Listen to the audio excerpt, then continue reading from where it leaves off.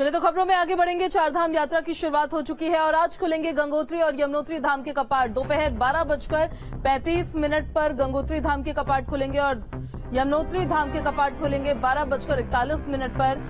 जिला प्रशासन और मंदिर समिति ने तैयारियां पूरी कर रखी है। चारधाम यात्रा की शुरुआत हो चुकी है। आज के दिन गंगोत्री और यमुनोत्री धाम के कपाट खुले जा रहे हैं। तीर्थयात्रियों का वहां पर पहुंचने का सिलसिला भी अब शुरू हो गया है और आज से वो मां गंगा और मां यमुना के दर्शन कर पाएंगे। उनके धाम में पहुंचकर गंगोत्री जो कि मां गंगा का उद्गम स्थल माना जाता है और यमुनोत्री जो मां यमुना का उद्गम स्थल माना जाता है, वहां के मंदिर के कपाट अब बस कुछ वक्त और है। 12:35 पर सबसे पहले गंगोत्री धाम के कपाट खुलेंगे और तीर्थयात्रियों के पहुंचने का सिलसिला वहां पर देखिए शुरू हो गया है। साथ ही वहां पर प्रशासन ने भी पुख्ता व्यवस्था की है, तैयारियां की है। लगातार दावे किए जा रहे हैं कि इस बार मॉनिटरिंग की गई, मॉकड्रिल भी की गई और पिछली बार के हिसाब से इस बार की जो व्यवस्थाएं हैं वो उम्दा रहने वाली है। तो दोपहर 12:35 पर अब गंगोत्री धाम के कपाट खुलेंगे और जो तीर्थयात्री वहां पहुंच रहे हैं वो दर्शन कर पाएंगे मां गंगा के और 12:41 पर यमुनोत्री धाम के कपाट खुलेंगे। चारधाम यात्रा की शुरुआत आज से हो चुकी है और कल ही पहला जत्था जो था वो ऋषिकेश से रवाना हुआ था चारधाम यात्रा के यात्रियों का। साथ ही आपको बता दें कि 25 अप्रैल को केदारनाथ धाम के कपाट खुलेंगे। बाबा केदार के तब से दर्शन शुरू हो पाएंगे और उसके बाद 27 अप्रैल को बाबा बद्री विशाल के दर्शन करने के लिए बद्रीनाथ धाम के कपाट खोले जाएंगे। तस्वीरें हम आपको लगातार दिखा रहे गंगोत्री धाम और यमुनोत्री धाम। आज यहां कपाट खुले जा रहे हैं और श्रद्धालुओं के पहुंचने का सिलसिला वहां पर लगातार जारी है। गंगोत्री धाम को भी फूलों से सजाया गया है और गेंदे के फूलों से सजाया गया है जो अपने आप में काफी भव्य नजर आ रहा है। पूजा अर्चना अभी फिलहाल हो रही है, हवन हो रहा है और पूजा अर्चना के बाद गंगोत्री धाम के कपाट पूरे विधि विधान के साथ खुले जाएंगे और वहां पर तीर्थयात्री पहुंच चुके हैं और इंतजार है उनको तो धाम के कपाट खुलने का और मंदिर के जैसे ही कपाट खुलेंगे उसके बाद दर्शन करने की प्रक्रिया भी शुरू हो जाएगी। आज से गंगोत्री और यमुनोत्री धाम के कपाट खुलने जा रहे हैं। यमुनोत्री धाम और गंगोत्री धाम दोनों ही धामों को फूलों से सजाया गया है और साथ ही आपको बता दें कि सीएम पुष्कर सिंह धामी खुद मॉनिटरिंग कर रहे हैं हर जगह की। गंगोत्री धाम भी वो पहुंचे और यमुनोत्री धाम में भी पहुंचेंगे। तो दोपहर 12:35 का वक्त है जब गंगोत्री धाम के कपाट खोल दिए जाएंगे और मां गंगा के दर्शन कर पाएंगे तीर्थयात्री। 25 अप्रैल को केदारनाथ धाम के कपाट खुलेंगे और 27 अप्रैल को बद्रीनाथ धाम के कपाट खोले जाएंगे। तस्वीरें हम आपको दिखा रहे हैं जब सीएम पुष्कर सिंह धामी पहुंचे थे उस दौरान की ये तस्वीरें हैं और लाइव तस्वीरें आप देख रहे हैं। न्यूज स्टेट आपको एक्सक्लूसिव तस्वीरें सबसे पहले दिखा रहा है। सीएम पुष्कर सिंह धामी पहुंचे हुए हैं। गंगोत्री धाम की ये तस्वीरें आप देख रहे हैं जहां पर सबसे पहले आज कपाट खुलेंगे। अभी पूजा अर्चना हो रही है और पूरे विधि विधान के साथ हवन होने के बाद वहां पर जब मंदिर के कपाट खुलेंगे तो तीर्थयात्रियों के लिए दर्शन करने की प्रक्रिया को फिर आगे बढ़ाया जाएगा और तमाम पुजारियों की मौजूदगी में सीएम पुष्कर सिंह धामी मां गंगा का आशीर्वाद लेते हुए इन तस्वीरों में नजर आ रहे हैं। 12:35 पर मंदिर के कपाट खोल दिए जाएंगे। उत्तराखंड के लिए आज का दिन अपने आप में बेहद खास है क्योंकि चारधाम यात्रा के लिए हजारों ही नहीं लाखों की संख्या में श्रद्धालु हर साल इसी तरीके से दर्शन करने के लिए पहुंचते हैं और एक तरह से देखा जाए तो ये यात्रा जो होती है वहां के स्थानीय लोगों पे भी काफी ज्यादा प्रभाव डालती है, उनकी आजीविका पर काफी ज्यादा प्रभाव डालती है और उसी को सुगम बनाने के लिए प्रदेश सरकार काफी वक्त से तैयारियां कर रही थी ताकि ये चारधाम यात्रा में व्यवस्था दुरुस्त रहे।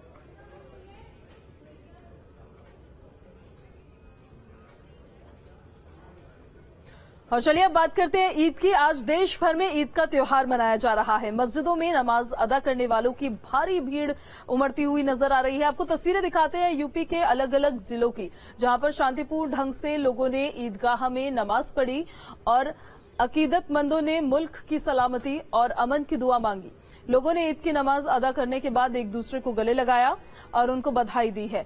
तो ये अलग अलग जिलों की तस्वीरें आप देख रहे हैं। गोरखपुर की तस्वीरें देख लीजिए, उन्नाव की तस्वीरें देख लीजिए, आगरा, देवबंद और अलीगढ़ में देखिए किस तरह से नमाज अदा करते हुए भारी संख्या में लोगों के वहां पर पहुंचने का सिलसिला जारी रहा और ठीक इसी तरीके से पूरे देश भर में ईद का त्योहार मनाया जा रहा है। मस्जिदों में नमाजियों की भीड़ उमड़ती हुई नजर आ रही है, देश के अमन चैन की दुआ मांगते हुए नजर आ रहे हैं। साथ ही आज के दिन जो पुलिस फोर्स है उनको भी मुस्तैदी के साथ तैनात किया गया है और अमन शांति के साथ त्योहार मनाया जाए, इसको लेकर भी अपील लगातार की जा रही है।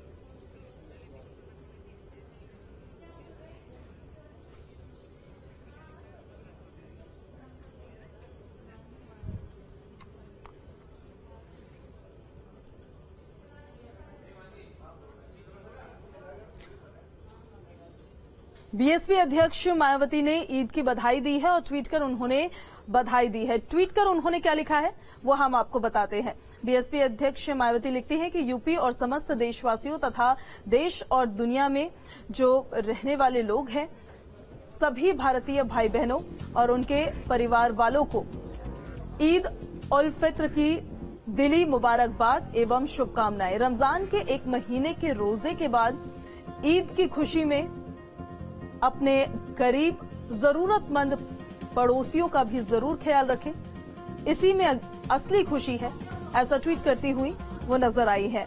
तो ईद का त्योहार पूरे देश में आज मनाया जा रहा है और समस्त देशवासियों को बीएसपी अध्यक्ष मायावती ने बधाई दी है। उन्होंने कहा है सभी भारतीय भाई बहनों और उनके परिवार वालों को ईद उल फित्र की दिली मुबारकबाद और शुभकामनाएं।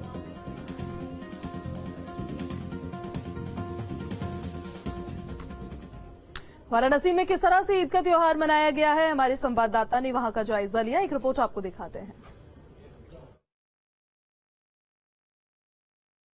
विद्यापीठ के बड़ी ईदगाह में ईद की नमाज के बाद जो आपस में गले मिलने की बात होती है उसे पूरी की जा रही है। आप देखिए ईद की खुशियां जो है वो किस तरीके से हर एक शख्स के चेहरे पर दिखाई दे रही है। बच्चों के हाथों में देखिए यहाँ पर गुब्बारों के साथ जो ईद की खुशियां है वो साफ साफ नजर आ रही है। तो ईद की जो नमाज है वो अदा की गई है वाराणसी के काशी विद्यापीठ के बड़ी ईदगाह पर और यहाँ पर ईद की खुशियां जो है आपस में गले मिलकर लोग एक दूसरे को बधाई देते हुए दिखाई दे रहे हैं। और ये तस्वीर है वाराणसी की जहाँ पर देखा जा सकता है कि ईद की नमाज अदा करने के बाद अब लोग अपने अपने घरों का रुख कर रहे हैं और आज दिन भर ईद की खुशियां जो है इसी तरीके से वाराणसी के अलग अलग हिस्सों में दिखाई देती रहेंगी। वीडियो जर्नलिस्ट विपिन सिंह के साथ सुशांत मुखर्जी, न्यूज स्टेट, वाराणसी। गोरखपुर में ईद की नमाज जिले की 300 से मस्जिदों और ईदगाहों में पढ़ी गई है और लोगों ने ईद की नमाज के वक्त देश के सभी लोगों के लिए अमन की दुआ मांगी है। 30 दिन के रोजे रखने वाले रोजेदारों के साथ उनके परिजनों ने भी शहर के ईदगाहों में नमाज पढ़ी। हर तरफ जश्न का माहौल नजर आया।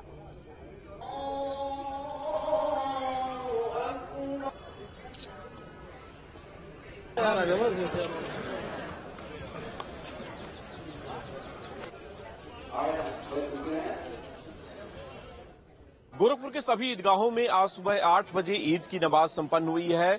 300 से अधिक ऐसे मस्जिद और ईदगाह है गोरखपुर में जहां पे आज सुबह 8 बजे ईद की नमाज पढ़ी गई। लोगों ने एक दूसरे को मुबारकबाद दी और इस बार क्या कामना किया, किस तरह से ईद की नमाज को यहाँ पे सकुशल संपन्न किया गया। हमारे साथ तमाम ऐसे नमाजी हैं जो पिछले 1 महीने से रोजा रखे हुए थे, आज इनका रोजा पूरा हुआ है। क्या कहेंगे, 1 महीने का जो एक कठिन अगर कहें तो व्रत होता है, कठिन रोजा होता है, कैसे पूरा हुआ और किस तरह से आज मुकम्मल होने के बाद से आप लोगों ने नमाज पढ़ी है, क्या दुआएं मांगी? ये सबको गले मिलने का त्यौहार है, लोगों को सेवैयां खिलाने का त्यौहार है।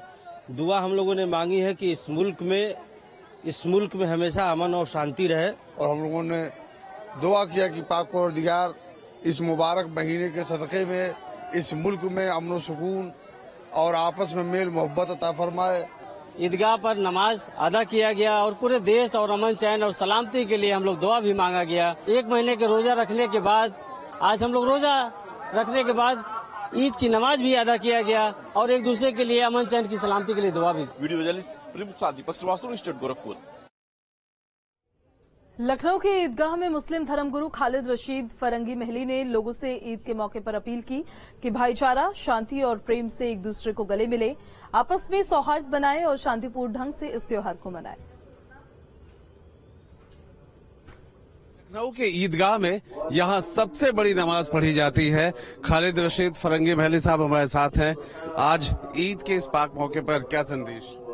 मैं ईद के इस मुबारक मौके पे सबको ईद की दिली मुबारकबाद पेश करता हूँ। सबसे यही गुजारिश करता हूँ कि ईदगाह में बड़ी तादाद में हर साल की तरह आएं और नमाज अदा करें और नमाज के बाद अल्लाह के हुजूर में दुआएं करें अपने लिए, अपने घर वालों के लिए और अपने मुल्क की तामीर व तरक्की के लिए। और त्यौहार जो होता है वो त्यौहार होता है, खुशी का मौका होता है।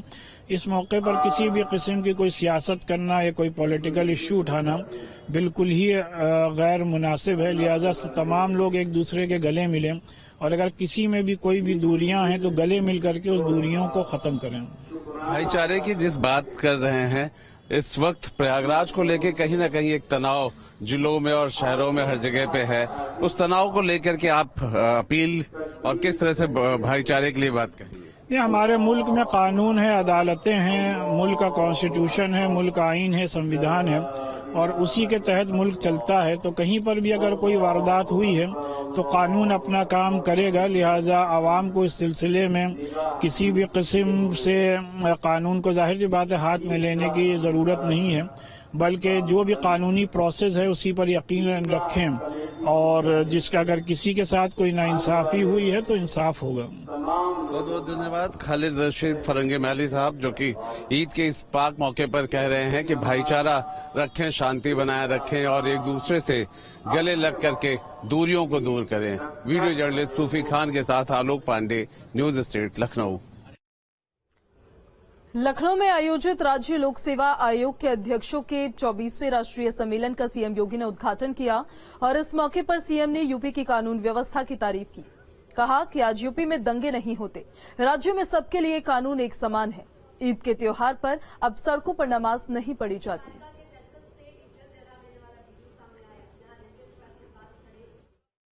कोई दंगा नहीं, कोई अव्यवस्था नहीं। आज ईद है, ईद की नमाज पढ़ी जा रही है, लेकिन एक भी सड़क पे नहीं हो रही है, ईदगाह नहीं होती। किसी का आवागमन बंद नहीं। आप लोग भी आए होंगे रास्ते से, कोई आवागमन कहीं किसी का अवरुद्ध नहीं है, क्योंकि सबको मालूम है ये कानून का राज सबके लिए समान रूप से है और ये सबके बराबर लागू होता है, सबके बराबर लागू होता है। कोई भेदभाव किसी के साथ नहीं, कानून सबके लिए समान है। लेकिन ये तब हर समुदाय का विश्वास तब जुड़ता है जब एक संवेदनशील प्रशासन होता है। अक्षय तृतीया के मौके पर प्रयागराज के संगम पर श्रद्धालु स्नान का लाभ ले रहे हैं और सुबह से ही स्नान करने वालों का तांता लगा है। अक्षय तृतीया पर किया गया स्नान जप तप और दान अक्षय माना जाता है, यानी कभी उसका फल खत्म नहीं होता। इसलिए आज लोग इसका लाभ उठा रहे हैं और स्नान कर दान और पुण्य कर रहे हैं।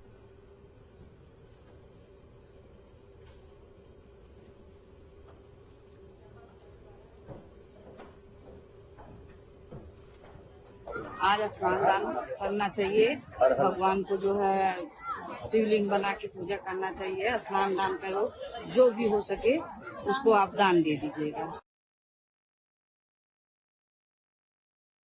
ही परम पावन तिथि है अक्षय तृतीया। शास्त्रों में तिथियों का तो अपना अलग अलग महत्व है ही, लेकिन ये जो अक्षय तृतीया है इसका नाम ही है अक्षय। यह अपने आप में कभी क्षय नहीं होता है इसका। इस दिन किया गया दान, पुण्य, पूजन, भजन इत्यादि कोई भी कार्य होता है वह अक्षय हो जाता है।